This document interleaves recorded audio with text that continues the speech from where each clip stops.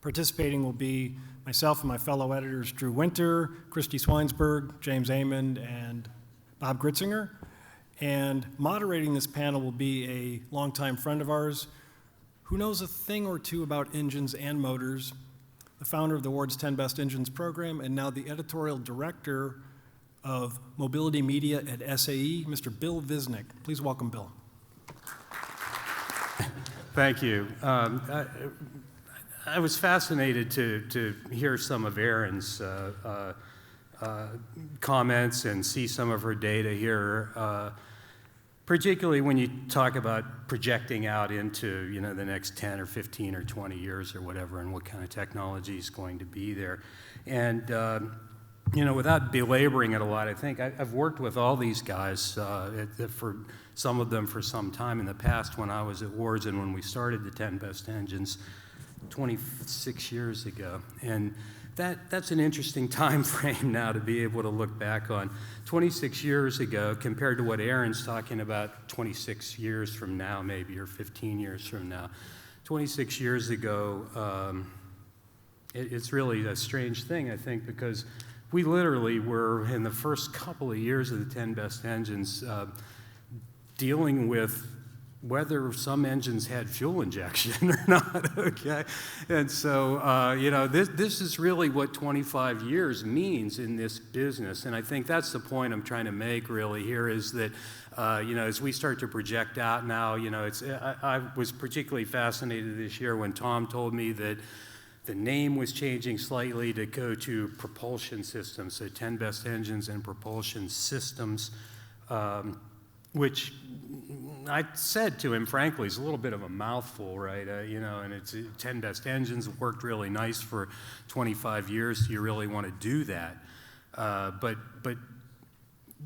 you do have to prepare for, even what we can't foresee now. When we were doing this 25 years ago, whether you had a carburetor or fuel injection, nobody, of course, had any inkling about any kind of electrification in terms of engine assist or electrically accelerated turbos, for example, things that now are effectively commonplace conversation.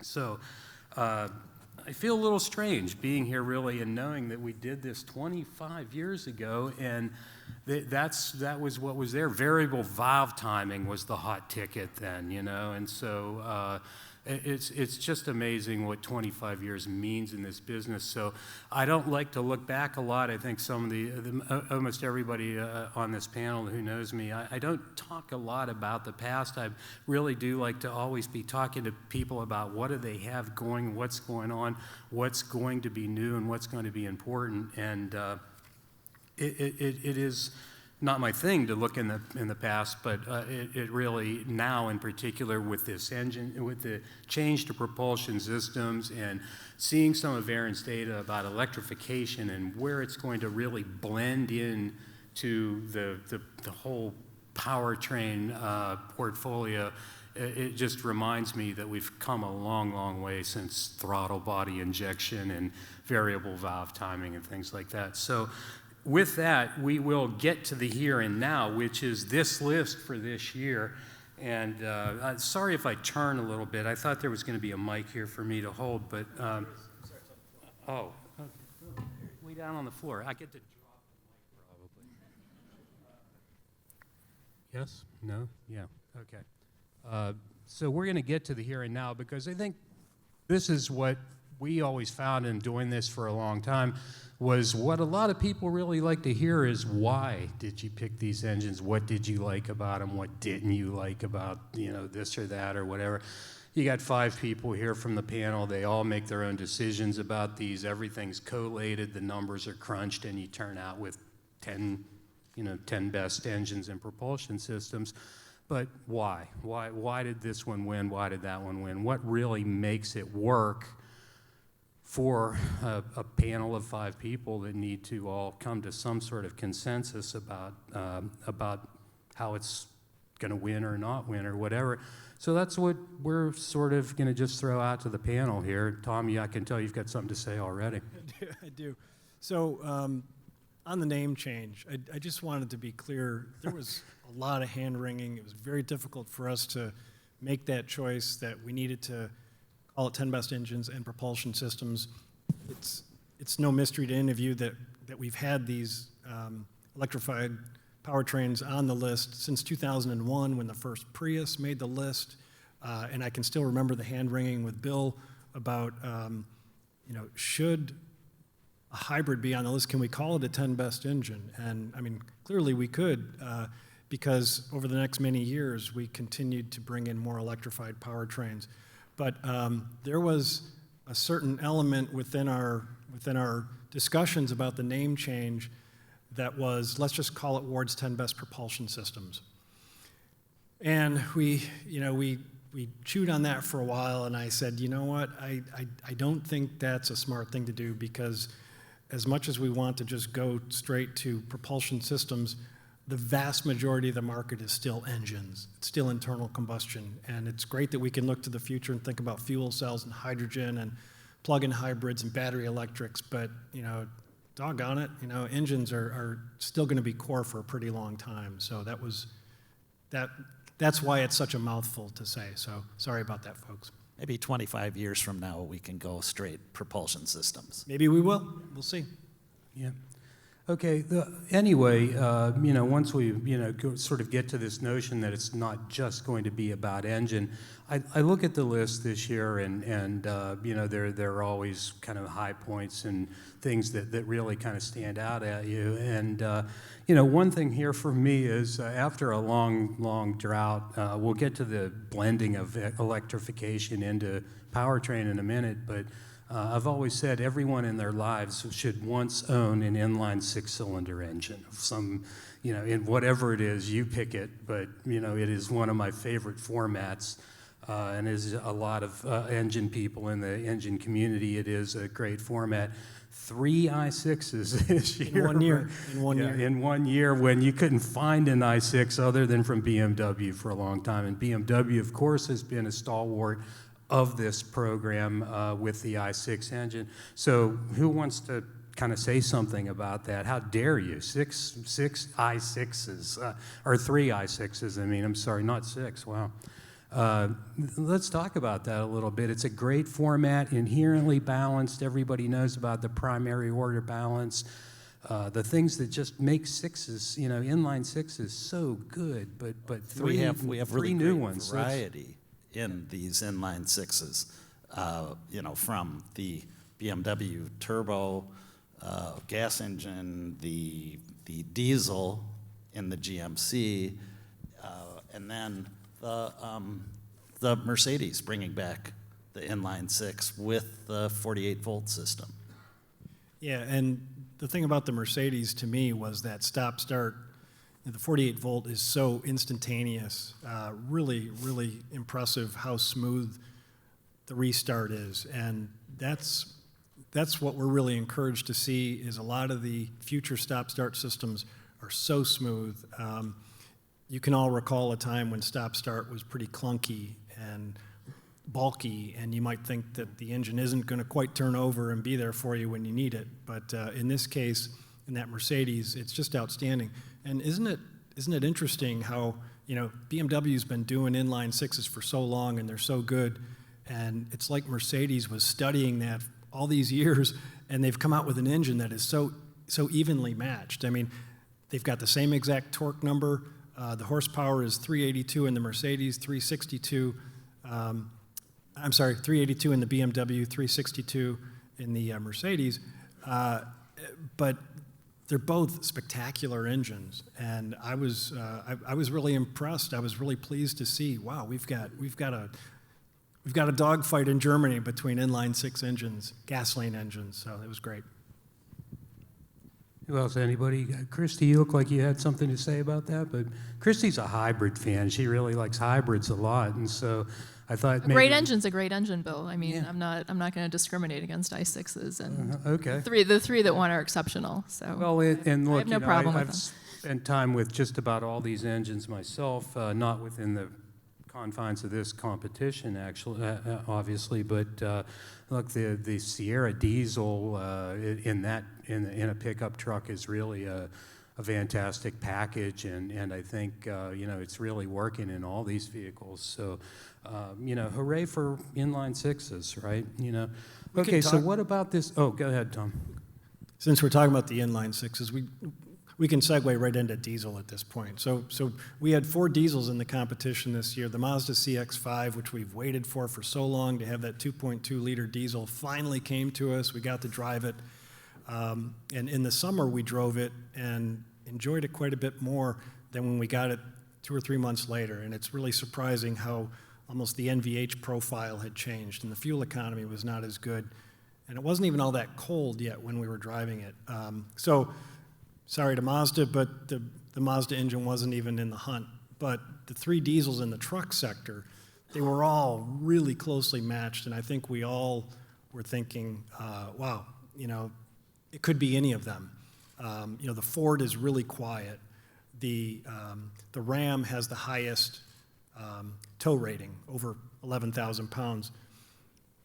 But the GM engine does both really smooth and quiet. It's got a great NVH profile, plus the fuel economy. That was the big kicker for us. It was topping 30 miles per gallon in a full-size pickup truck that won for the GMC Sierra. Anybody else want to talk about the diesel? Well, I'll just say, to the point on the GM diesel, a tremendous refinement, and they kept the ticking down, so that doesn't. The NVH is really good, and the fuel economy is great. But the thing really pulls too. I was lucky enough to go on the national drive for it, and it just we're going up grades out in Wyoming, and it was just tackling them with no problem. Well, what made me happy was simply that I always felt badly for the i6 disappearing, because it's this great engine, and it's like, another one of these great institutions that suddenly gets, killed by so-called progress, because we had pedestrian protection regulations that the hood couldn't be too high, and then you had all these packaging restrictions, and that seemed a bit artificial, and still you just had this magnificent, perfectly balanced engine. I mean, I had a 2.6-liter i6 and a 190 Mercedes I had back in the day that just had this wonderful whine, and I loved everything we drove from BMW. And then, it looked like for a while that BMW was going to be the only one that was going to keep it alive, and then suddenly people started figuring out ways to bring it back. And because it made perfect sense. I mean, in a lot of ways, in terms of plumbing for the turbochargers, and it's a simpler engine. I mean, it's just such a perfect engine. So I'm just happy to see it come back in all the various iterations. And plus, in the Sierra, then you have the room. You got a full-size truck engine bay, which means you got room for 6 cylinders in a straight line. It wasn't part of this competition, but we'd be remiss if we didn't mention that when Toyota went looking for an inline 6 to bring a new Supra, BMW was their supplier. Absolutely. It's we could talk all day about i6s and what's great about them and what's been challenging really in the last couple of decades, really, in terms of meeting regulations with them, particularly crash regulations. But it's very gratifying to see them back. I think everyone agrees. And 3 on this list is, that says something, I think, in general. Okay, what about this blending of electrification then into the system now? I think one of the more interesting choices this year really was the FCA 3.6 that's in the Ram. It's got a 48-volt system on it to enable a number of very attractive features, and obviously this is the coming thing. The same with the Mercedes engine. You're enabling all sorts of electrically assisted or electrically powered ancillaries that enable you to take the belts off, for example, in the case of the Mercedes engine. Clearly, electrification is pretty much a good thing. So talk about what that meant in terms of this competition. Did you give extra points for it? Did it just mean, hey, this is better because all these other things that happen, NVH and all that, are just improved? Let's talk about that one some. Yeah, so I mean, 48 volt is affordable mild hybrid electrification. So it's not that expensive to integrate into a pickup truck, especially if most people who are buying pickup trucks have no problem spending over 50 grand on a full-size pickup. In that sense, the premium for a mild hybrid system is pretty modest, I would say. It's not much at all. And when you're logging fuel economy well into the 20s in a full-size pickup truck, it's great. To me, I kept thinking there's no way that a V6 can move this truck that capably. I think it's 305 horsepower. It's not off the charts outstanding in terms of its specs, but 90 pound-feet of torque extra launch because of the 48 volt system really makes a big difference. And that engine never feels taxed to me in a full-size Ram truck. So really that was my takeaway. Well, I think you got to get points for technology in general, because we're always hearing that 48 volt, that's more of going to be, we're going to see it in Europe because European regulations sort of favor that, or it does well in there, and we're not going to see it much here in the U.S. And then suddenly it shows up on a pickup truck. I thought, wow, this is interesting. And then sure enough, it does provide some benefits, better fuel economy, engine sounds better. There's just all these things that came together that suddenly we can see that, yeah, it does make sense. These mild hybrids, this is another great bridge strategy to get to where we have to go. And, really smooths out the engine operation, the shift points, all of that. Provides a really smooth stop-start. But, the other thing is this is significant technology for a company that hasn't really been on board with much electrification. Yeah, there's the Pacifica hybrid, and they did a Fiat BEV, but now, as of 2019, FCA with 48-volt systems in the Wrangler and the Ram 1500 leads the industry in 48-volt installation. So all of a sudden, they jump to the top. Yeah, and we'll go back to the Mercedes. 48 volt certainly solves a diesel dilemma for them. And just the one small thing that I really enjoyed about having a beltless engine is pushing that start button and having that thing just spring right to life, like, hey, Mercedes, ready to roll. Yeah. You weren't sure that it actually started. Did that just Fantastic. happen? Yeah, I agree. It's a fascinating little nugget, really, with that engine. Is you just sort of key it, and it's instantly working, and really none of the traditional old cues that anything happened there. And it's really a neat little parlor trick, I guess, at least, if nothing else. One of the questions from the crowd said, what made the Ram V6 e-Torque stand out? I think we've hit that. Is any other one thing for anybody that made it stand out? It's just a good package, right? I think it's a good package. You've got a V6 in a full-size pickup truck. Tom said it didn't seem particularly stressed at any time, and you get something in the order of nice 20s fuel economy. That seems like a kind of a can't-lose proposition. So, yeah, and I'll just add, Bill. One of the tenets that we have is does the engine sell the car? And I think when it checks so many boxes like that, it definitely does. Mm-hmm.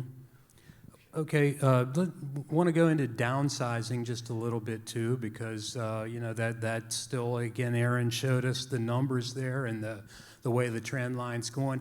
Everything does seem to have settled in, kind of, as we all know, into that sort of 2-liter range where you've got that nice 500 cc per cylinder kind of part of the equation that everyone seems to think is a good thing to be doing. You've got a cylinder kind of approach. You can modularize down to a 3-cylinder if you want to.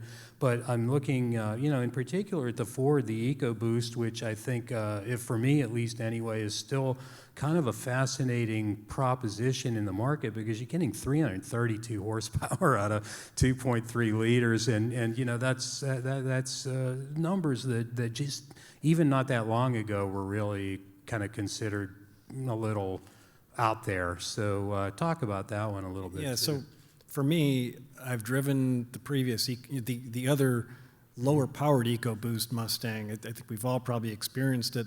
And to me, it was lacking. It wasn't a full Mustang experience. Now this is the first time I've driven a 4-cylinder Mustang that I said, wow, now that's really something. It's a totally different experience. And then when I look at our data, from Wards Intelligence, and I find that more than 40% of Mustang customers are opting for 4. This is even before this high output version comes along. So people have been gravitating. It's okay to buy a 4-cylinder Mustang. And I used to think anybody who's buying a Mustang would only want the V8, but apparently times are changing. People are looking at different options, and now they've got this high output 4-cylinder that is really going to take over the share. If we had 40% before this engine comes along, I can only imagine how high it's going to go.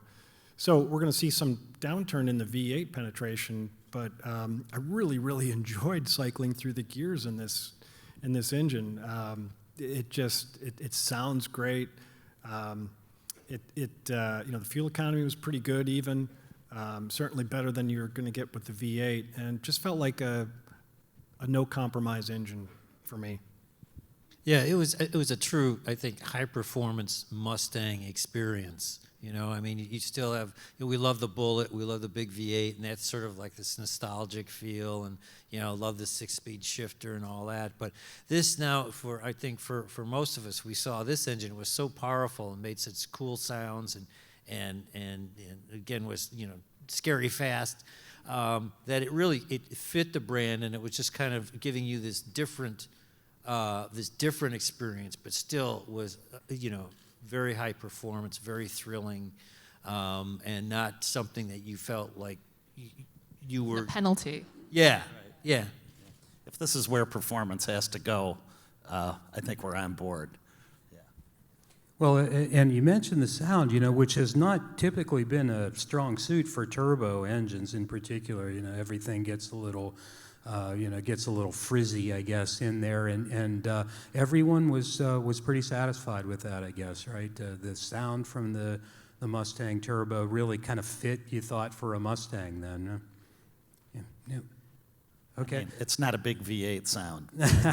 We'll get to that in a minute, But it's Bob. clearly a strong performance sound. We'll get to that. enjoyable. Bob's got a little V8 thing to say here, I think. But. Okay, I'll just go into this because maybe this must be some inside baseball that I'm not aware of, but one of the questions from the crowd says, how come when a vehicle in the competition gets stolen, it doesn't get an automatic top bid? Doesn't that mean it is so very popular? Did something get stolen that I wasn't aware of? Or? Top stolen vehicle in the market, or is that? Oh, okay. I don't know. I'm Somebody here from Insurance Institute or something? I don't know. What are we up against? Okay, well, maybe someone afterwards can get you individually on that one. I thought maybe in the course of the competition somebody had a car stolen. So No, we just drive them like they're stolen. yeah, that's the best way. Okay. Okay. Now, look, here's one that we've done for years, and I do want to throw this question in there because we don't have tons of time, but it's a great question. It's one we dealt with for a long, long time with this competition. How much does the vehicle application play into getting on the list? Any comparison of propulsion systems in different vehicles where one is good and one is poor? So, what do you do about that? No, it's a really good question, and I remember asking that same question of Bill when I started at Wards about vehicle application, and he said, and I still agree to this day, he said, the more applications for one engine, the better. That's smart engineering. That's taking one great engine and making it work for various vehicles. So back in the day when the Nissan VQ V6 made the list for 14 years in a row, we saw it in the Z car, we saw it in the Maxima, we saw it in the emerging utility vehicles. It was all over the place, and so that is still, we still look for those cases where a great engine can cross various lines, and in the case of the Mustang, this is a single application for that engine. It of course was in the Ford Focus RS. We really enjoyed it there with all-wheel drive. In this case, it's it's rear drive in the Mustang, but that's okay. And the same with the Corvette engine. You could say the Corvette engine, there's some DNA shared with the 6.2 liter that's in the full-size truck, with the DFM, with that great 17-mode cylinder deactivation. But again, they've taken a great core engine, and they're adapting it for various applications. This is what all the automakers have to do. You got to take what's in your portfolio and make it work across various lines. The Hyundai 1.6 liter turbo that made our list this year is also going in a Kia product, as I understand, with that continuously variable valve duration system. Amazing stuff also. So yes, we like to see engines that cross various sectors. The BMW engine not only is in the M340i, it's also in the Roadster. It's in the Z4. I think we also put ourselves into the mindset of the typical consumer for that type of vehicle. We're not Consumer Reports, but we're not an enthusiast magazine really either. So, I mean, we look from the industry viewpoint as well as the consumer standpoint. I mean, I think it's pretty easy for us to get into a car and say, if it's a small, efficiency-focused vehicle, or if it's, we can figure out what a consumer would want or was looking for in this vehicle. We started out with the Prius, and we do it now with a lot of EVs and hybrids, and I think we can figure out, what's good and bad about some of these new types of powertrains. And I think no hybrid driver wants to feel, the engine and the motors playing tug of war there. They want a smooth sort of electrified experience and sound. And certainly that was the case, I think, with like the Honda Accord hybrid, which is just, a really, really nice, smooth, all these different vehicles. We put ourselves into the mindset of the buyers, so it's... The Nissan 2-liter VC turbo that made the list this year. Last year we tested it in the QX, which was rear drive, and now we have it in the Nissan Altima this year, transverse, same engine, adapted for front drive. And in that case, slightly smaller vehicle, we saw 4 to 5 miles per gallon better in our testing this year in the Altima versus the QX. So, to us, that's, again, smart engineering for two disparately different vehicles. And again, we're doing everyday driving in these vehicles. This isn't track testing. This isn't, depends on what your track is to get home. But it's, vehicles that people drive every day, and you get in it and you can make some decisions right away on whether this engine sells that vehicle. Does it feel right? Does it vibrate? Does it, Well, I think it's a great point. Does the engine really not just complement the vehicle, but in some cases sell it? And I think what you're really talking about, all of you, is, a part of what makes a great engine, I think, is the flexibility to go in a lot of different applications, right? Where you can have it in a passenger car, you can have it north-south, you can have it east-west, however you decide you need to get it in that application. But flexibility, I think, was always a great thing to have, and a good engines, do that very well. And I think always have. We're sort of getting up against it already here. One other one here that I think from the crowd that we'd like to use maybe is about fuel economy. How do you have comparable fuel economy for ICEs and BEVs? So I think what they're asking is, how are you sort of measuring these in a, with a metric for, fuel efficiency when you've got, an electric vehicle or a plug-in, let's say, hybrid versus just a conventional ICE? I mean, for me personally, I have tended to group the electrified with electrified and ICE with ICE, because I think right now there's not enough integration in terms of body style, price segment, size segment to really judge them against, judge an electrified powertrain against or a propulsion system against a ICE. But for me, like for instance with the Kona EV, which was a winner this year, range durability is something I look at. Like for instance, I remember picking it up off the charger we have.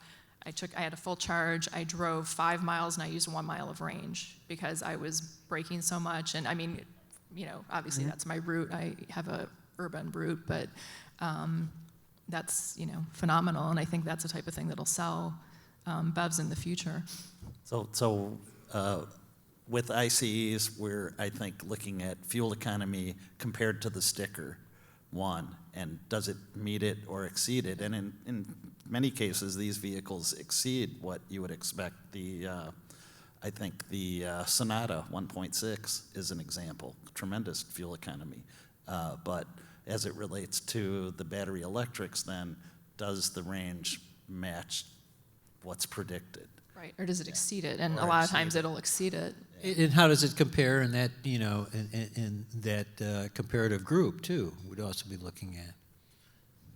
Yeah, I think you know, in the context of its segment and, you know, where you see it fitting in, you know, you want to be able to say that, you know, if it's going to be a best in any way, that you hope it's sort of at least in that upper quartile anyway, right, of what's in the segment. Okay, everybody's going to be mad at me if I make this run over, so we really have to keep it kind of moving. They all are mad at me about something anyway, but okay, we're going to move. We're going to got just like 3 minutes left here, so I guess we all agreed we were going to do this last thing, where this will do a little bit of a lightning round here. The big thing I know for like 20 years when I was involved with this was everybody bitched because their engine didn't get on, right? You know, so that was the real issue all the time when you got 5 people. So everybody, one couple of just quick comments. What engine did not get on the list this year that you wanted to get on? I guess Tom's pointing to Drew, so because Tom I know will have a lot to say. But so quick, you know, couple 30 seconds maybe here. Which engine didn't make it that you think should have? Hyundai Nexo. It made the list last year. It's totally cool. I mean, I love it's a spaceship engine. You know, I mean, future technology, and I love seeing that type of future technology always on the list. And it should have made it, but. Okay, there you go. Having had a chance to drive that on a track towards its top speed, it can perform to 109 or 111 miles an hour. My pick, why not 2 Mustangs? Why not the Bullet? Why not keep that strong V8 on the list? But, you know, why not 2 Mustangs? Well, you know, there's definitely a V8 camp, I think, and there always will be. But yeah, it gets difficult to see somebody get there with 2 engines, you know, sort of more or less in the same vehicle. Mustang and, you know, ever. Wonderful engine, no argument from me on that one at all. Love the Coyote, always have. Chris, Some guys in the back row saying, "Okay, boomer." You know, right. I don't care. I'm unapologetic about that one. Put us all in that camp. Of course, I got to go with the Bolt. It came very close this year. We had it on the list last year. Still great. They've added range for 2020, did a refresh, and still has great instant torque. The Bolt was very close, and in terms of range, you know, between the Bolt and the Kona, they're 258, 259. I think the Bolt has the edge, 259 miles of range. Right. So really impressed with both of them. And that Kona, the drivability of the Kona was just, not that there's anything wrong with the Bolt, but the Kona is just a really, A little more spirited. really enjoyable car to drive. Okay, James? Well, I got to go, you know, old grudges die hard in this competition between the editors. And I got to go back a couple of years because I think it's just shameful that we didn't get the Honda Insight on the list with the 2-motor hybrid. You know, I know the Accord is on the list, but the Insight is such a tremendous value at, you know, less than $28,000, and we're pushing 50, 51, 52 miles per gallon, so we missed on that one. Well, I would take the Accord hybrid over the Insight any day. So, but so my crying in my beer engine, I'm a fan of boosted turbo 4s, and the BMW X2 with the 2-liter. This high output 4-cylinder, 301, 302 horsepower. That same engine is also shared in the Mini now, so you can drive a Mini Countryman with that engine. Just hysterically fun. And this X2 M240i, I think it is, sounds unlike any BMW you've ever driven. Even more emotive than, say, an M3 or an M4. It was just, to me, it was like, wow, this is totally new from BMW, and it's a very functional utility vehicle. So Tell these were tough calls. Tough calls. Yeah. Well, look, sound, I think, is one thing that works for a lot of us, and we don't realize it. I think until you get into comparing a lot of engines and you do it over a space of months, and sound is one of those things that I think EVs are going to be up against right in the future, because nothing quite sounds like a Corvette V8 behind your ear, right? So